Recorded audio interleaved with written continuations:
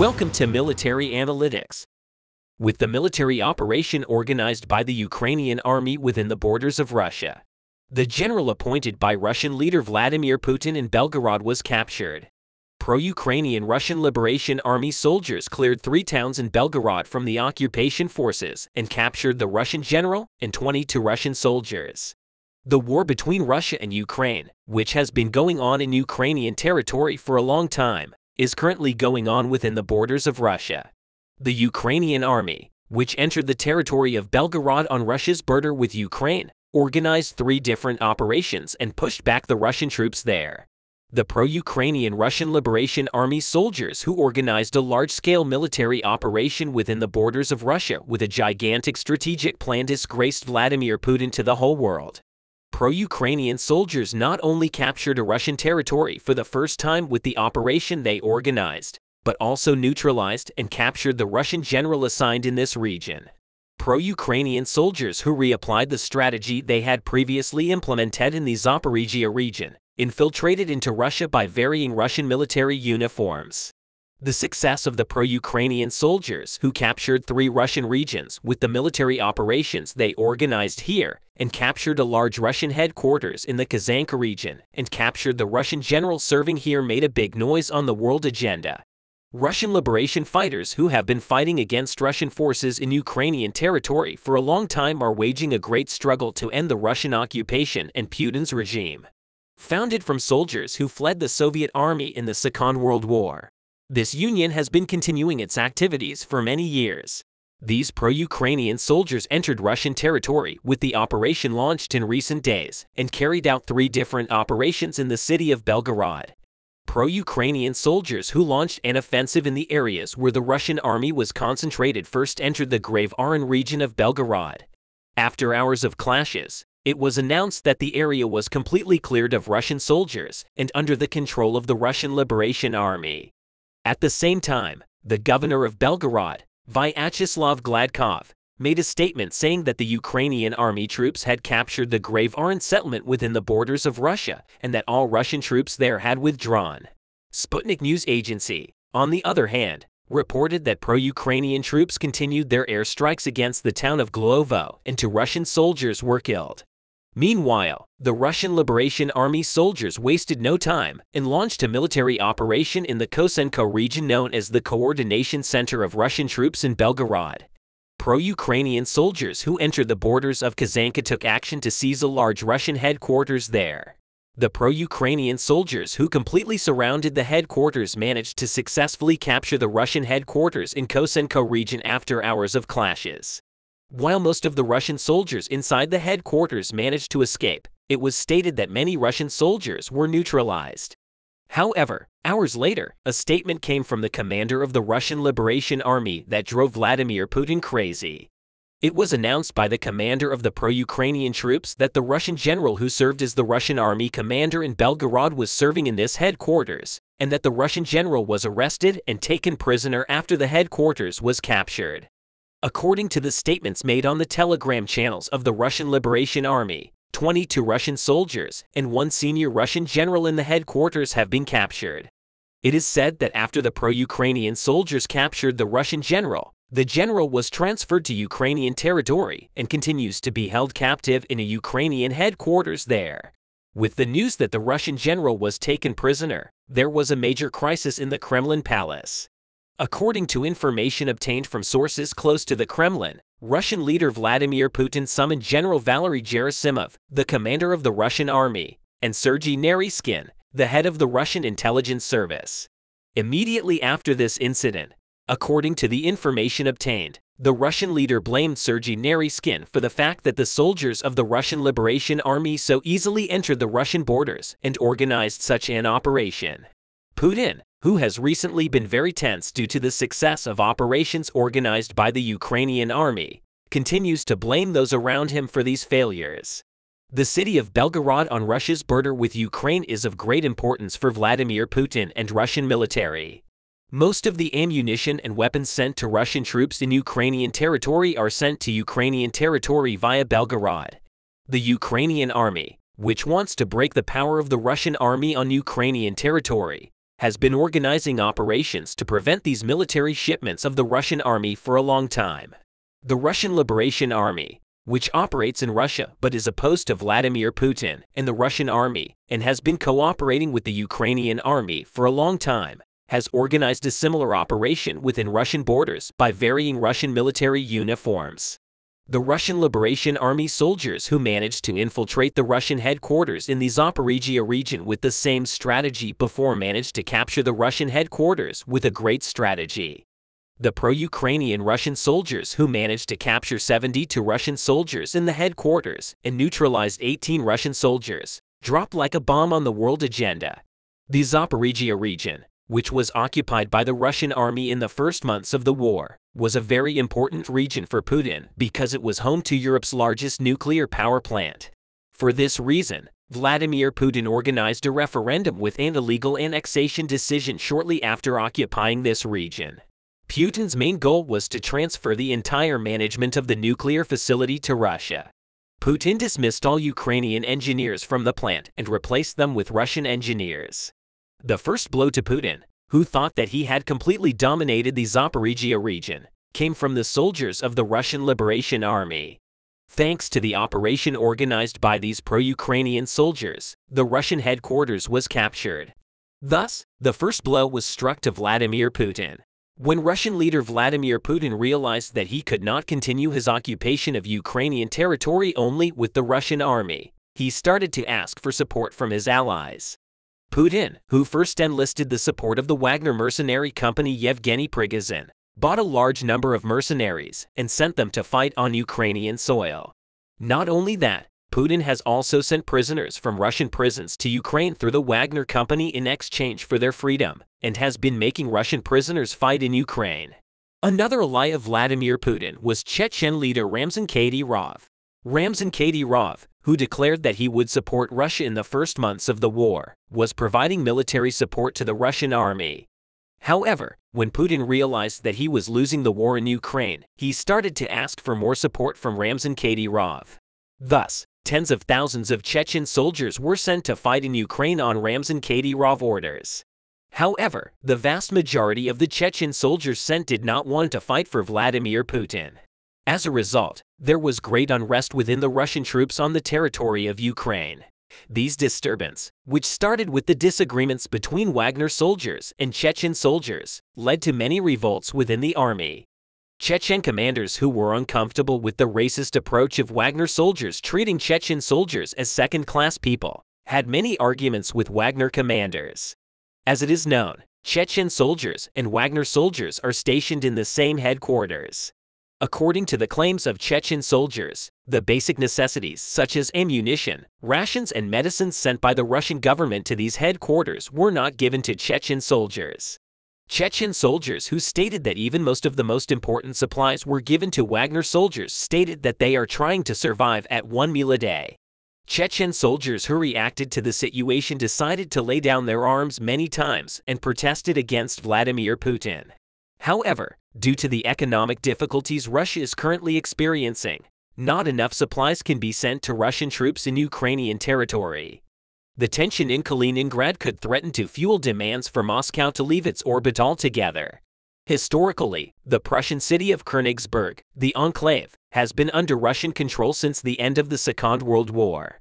Political activists under the banner of the Baltic Republican Party believe that the moment has come for the Russian region located between Poland and Lithuania to side with Europe in pursuing Ukraine and rejecting Putin's rule. Baltic Republican Party leader Rustam Vasilyev said that the region's separation from Moscow is only a matter of time, and that Russia has put aside the region's name for Königsberg, which is historically German. Rustam Vasilyev painted an alarming scenario for more than 430,000 residents of Kaliningrad if Russian control continued. While 430,000 Russians from Kaliningrad rebelled against Putin's policies, they sided with the West. A March referendum shows that Russian President Vladimir Putin's lofty ambitions to revive the Soviet Union may be taking an unexpected turn. The idea of secession and the establishment of an independent state seems to have the support of the majority of the citizens of Kaliningrad.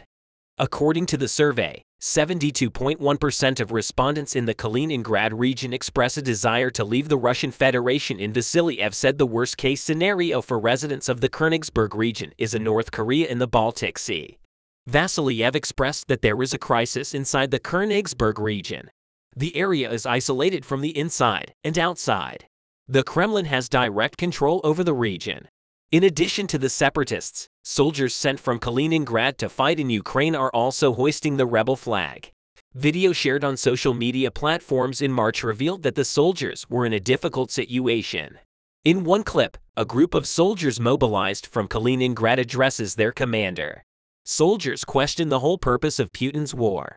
At a showdown meeting, the soldiers made it clear that they would not refuse to fight to defend Russian territory as they were enlisted as territorial defense units. However, the soldiers from Kaliningrad announced that they would refuse to attack Ukrainian villages. These soldiers reported that they were willing to even be thrown into prison. He made very striking statements in the video. These soldiers who were almost thrown from Kaliningrad to the front lines stated that some of their friends had committed suicide by refusing to fight. Also, some soldiers who refused to fight were thrown into pits dug in the ground by their commanders. Considering what happened, the soldiers decided to share the videos describing their situation and showing the fire of rebellion burning inside them on social media. But numerous video calls to Putin to safely return their men, including wives and mothers in Kaliningrad, were ignored. It is highly probable that this video released by the soldiers will experience the same luck, even if Vladimir Putin ignores the shared videos. A wave of rebellion surrounds the cities of Russia one by one. According to the leader of the Baltic Republican Party, local authorities are sending troops to Ukraine to fight in Ukraine. Moscow and local authorities threaten Europe and feed the local population with anti-Western propaganda. That party leader Vasilyev said, "One thing is certain for us in the short or long term. Königsberg is Europe as it is known." Königsberg has a long history dating back to 1255 when it was founded on the grounds of a Prussian settlement.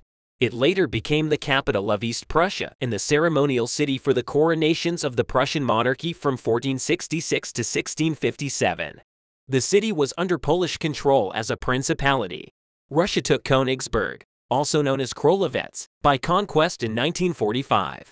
However, it may not be surprising that Vladimir Putin, who was defeated in the Ukraine war, also lost Kaliningrad to his own people. These critical situations for the Russian Federation are not only experienced in Kaliningrad. A series of revolts are also breaking out in the heart of Russia. The riots that started with the Russian leader's declaration of mobilization are repeated from time to time. Men who do not want to take part in Putin's war find the solution by rebelling. The revolt of Russian men is supported by their mothers, wives, and Russian women. The fire of rebellions is also engulfing the important centers of Russia. Critical centers become targets for rebels. We see the reflections of the revolts in Russian cities. In the Moscow army, soldiers in the Russian army are rioting due to the lack of basic items such as insufficient equipment, ammunition, and food. For example, last month, Russian soldiers refused to sign a contract to fight for Wagner. Things got worse when the soldiers refused to sign a contract. The Russian soldiers who refused to sign these contracts disappeared. In this case, it revealed another dimension of the revolts. It's obvious that Vladimir Putin could not resist the riots. Faced with social disintegration, it's a matter of curiosity. What will be the next move of Putin? We will wait and see. This move of the Russian leader. In another development, the Russian location in Kaliningrad has long been a nightmare for NATO's defense planners. Many scenarios emerged in this process. The first scenario occurs when Russia's definitive defeat in Ukraine leads to the collapse of Alexander Lukashenko's regime. The cessation of economic support from Russia to Belarus could lead to a cascade of crisis strikes and civil unrest, with parts of the armed forces eventually changing their allegiance. The Belarusian volunteer forces fighting against the Russians in Ukraine could be decisive here. If Belarus changes sides, the consequences for the Russian garrison in Kaliningrad will be enormous. Already exhausted from supplying troops to the war in Ukraine, the military post would find itself surrounded by hostile forces. It can also be expected that the Lithuanian government will join Poland to squeeze Kaliningrad. It would not result in the official demilitarization of the enclave, but over time the situation of his garrison would resemble that of the Russian outpost in Transnistria and Moldova. The economy of the enclave would likewise deteriorate. The sanctions regime will prevent any overland imports. It would leave shipping the only lifeline, and Russian ships would have a hard time finding foreign ports at reasonable distances to accept them. A middle way outcome is possible with Russia suffering a decisive loss in Ukraine, but with Belarus still messing things up. Under this scenario, the country offers a perspective for the Kremlin to expand its future influence towards Kaliningrad and the EU. Russian oligarchs have withdrawn all their support for Vladimir Putin, leaving Putin in a very difficult situation. Shortly after the Russian oligarchs withdrew their support, Vladimir Putin admitted that they were losing the war in Ukraine. The Russian oligarchs, who emerged immediately after the collapse of the Soviet Union, began to enrich themselves very quickly by collapsing all the valuable assets in Russia in a short period of time. The major sources of income such as oil, natural gas reserves, precious metal mines and factories which were previously under the control of the state, are now completely under the control of Russian oligarchs. For this reason, Vladimir Putin entered into a great struggle with the Russian oligarchs before invading Ukrainian territory. Russian leader Vladimir Putin took action to eliminate all Russian oligarchs who did not support the Russian army and opposed this occupation. The mysterious deaths of many Russian oligarchs after Russia's invasion of Ukrainian territory caused all the arrows to turn towards Vladimir Putin. The fact that these Russian oligarchs, who were well-known names in the business world, did not support Vladimir Putin's invasion of Ukraine, made their murder even more suspicious. It is said that Vladimir Putin's main goal is to take control of the natural gas and oil resources held by Russian oligarchs and to control Western countries more easily. Although Putin has successfully carried out this plan so far, the recent losses of the Russian army in Ukraine and the turbulent period of the Russian economy have caused the Russian oligarchs who support Vladimir Putin to suffer billions of dollars in losses. Now these Russian oligarchs have cut their support for Vladimir Putin, leaving the Russian army in Ukraine in a very difficult situation. With this simultaneous decision, the Russian oligarchs have cut their support for Vladimir Putin. This is the first time that Vladimir Putin has admitted that they are losing the war in Ukraine. At the same time, Sergei Lavrov, the Russian foreign minister, said that if the war continues like this, they may have to withdraw of the Russian army.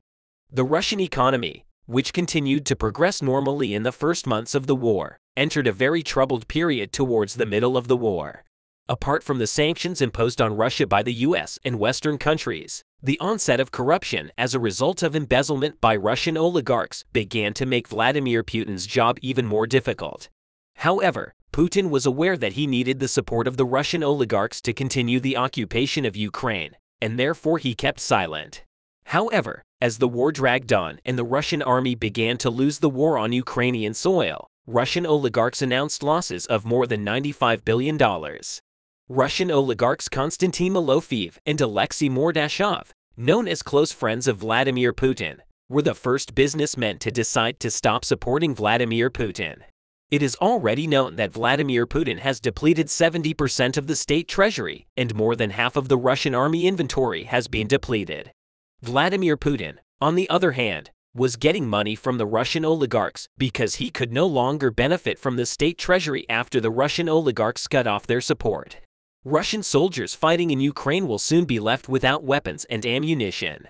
Vladimir Putin, who took action on this decision of the Russian oligarchs, started to accuse these oligarchs of defrauding and the Russian government of $18 billion. Putin, who started a war against the oligarchs who cut their support to the Russian government, also demanded that these oligarchs be tried with imprisonment. The biggest reaction to these frictions between Vladimir Putin and Russian oligarchs was the Russian people. Russian citizens took to the streets of Moscow and started to protest against Vladimir Putin. Russian citizens say that Putin knows that Russian oligarchs have been defrauding the government for so long, but the government has not intervened because of the support these oligarchs have provided to the Russian army. Russian citizens who were very angry about the situation took to the streets in major cities of Russia and demanded the prosecution of these Russian oligarchs. But these protests soon turned into riots. Vladimir Putin, who was in a difficult situation, admitted for the first time that they were losing the war in Ukraine.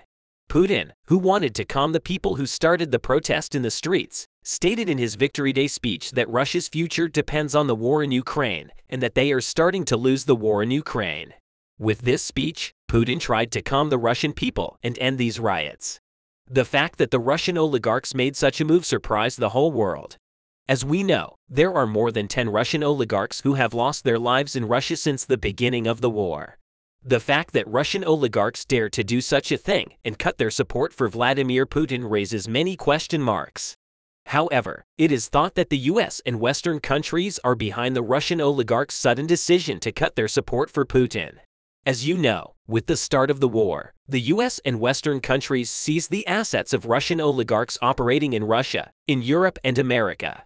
Russian oligarchs whose billions of dollars and assets were seized asked Vladimir Putin for help. However, Putin did not do anything.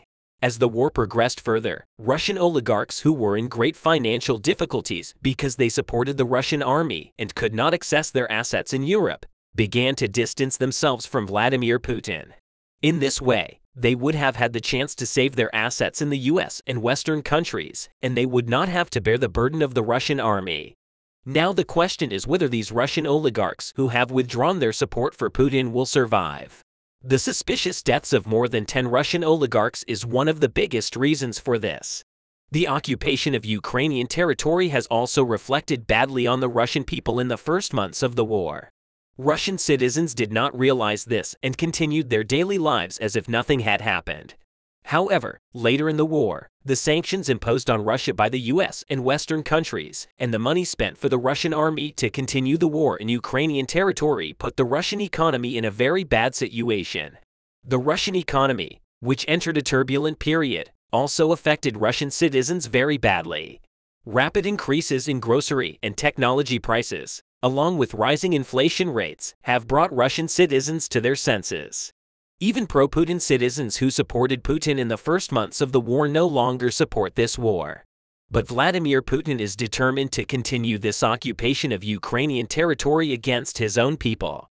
The Russian people have taken to the streets many times to protest against Putin and the war, but Vladimir Putin, as he always does, has managed to suppress these protests by deploying Russian security forces. Tens of thousands of Russian citizens were detained by Russian police during the protests organized in the first months of the war alone. Thousands of Russian citizens were also imprisoned for protesting against Vladimir Putin. Vladimir Putin's aggressive behavior, both in domestic and foreign policy, is causing the Russian people's anger against him to grow even more. Putin is also trying to hide the losses of the Russian army on Ukrainian soil from his own people, refusing to disclose them every time, claiming that they are a state secret. Putin not only refuses to disclose this data himself, but also blocks access to the websites that provide this data. As you know, Russian media is already unable to publish this data. Previously, a Russian journalist who staged a live anti-war protest was prosecuted by Putin. Thanks for watching us.